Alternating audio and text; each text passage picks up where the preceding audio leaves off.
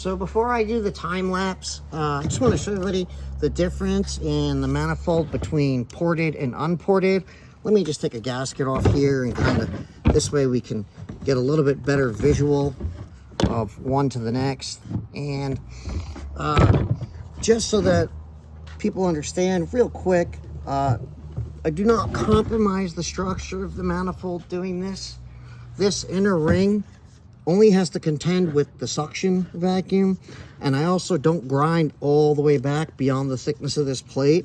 This is blended, but that smoothing a transition is where we see the power, and it really helps more with the top end power where this really starts to become of a restriction. Anyway, here's the time lapse. And if you are interested in buying a ported intake manifold, go to www.fk8td.com, and I have them up there on a page. If you want to send them in to get done, let me know too. Thanks again, and hope you'll enjoy the time lapse.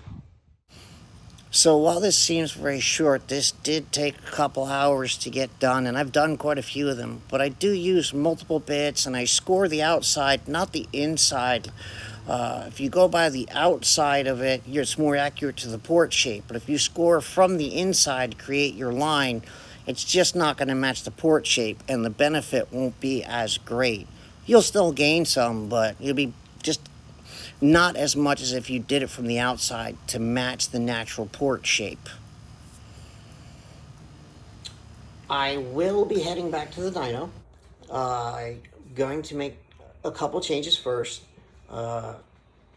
Thank you, Honda, for changing some of the things in the latest update. That's going to help me achieve a little bit further into the goals and hitting the goal that I'm after. And I'm also going to be making a change to the exhaust and the intercooler. And as soon as those are done, the software changes are already done. And as soon as the intercooler and exhaust are finished, I'm going to head back to the dyno, and we're going to see what she makes. I found a couple things last time when I was there that were limiting the power capability of the car. But as far as like RPM, we have to be reasonable to a point. I did have a discussion with, or messaging back and forth between Luke from 4Piston, and he says above 8,300 RPM, there really just starts to create some issues with the high pressure pump as far as basically in a sense like valve float. So that's going to kind of be where the car is going to be limited to.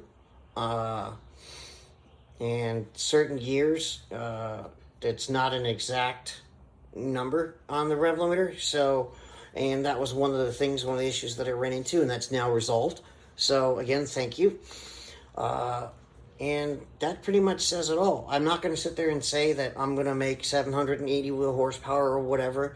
The car's going to go back, and whatever it makes in that day. I'm not going to go back on any sort of race gas.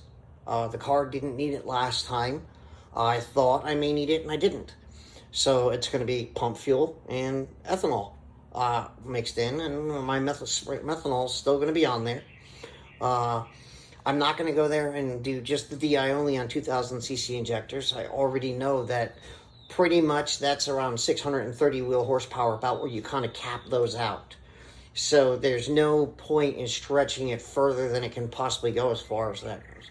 But as far as peak horsepower, and I also found some other adjustments. I shouldn't say found. I made some other adjustments to help the low end torque a lot more. So that's going to definitely show up when I go back to the dyno. So again, thank you for tuning in.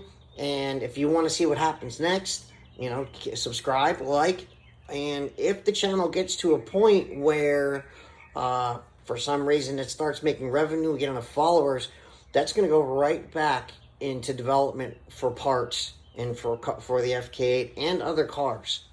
And going forward in next generation cars, whatever I can do to help further the platform, that's the whole goal. I mean, I remember people saying, oh, you'll never make more than 600 on Honda. That's all Honda can support is 600. And look where we are now. And I made 700, and it was not using the 2000cc injectors.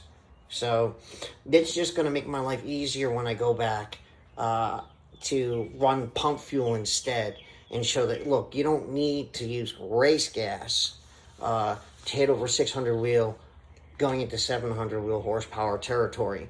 You do need some type of alternative fueling. I just choose to use direct port methanol instead of port injection. So thank you again, and hit like, subscribe, and see you on the next video.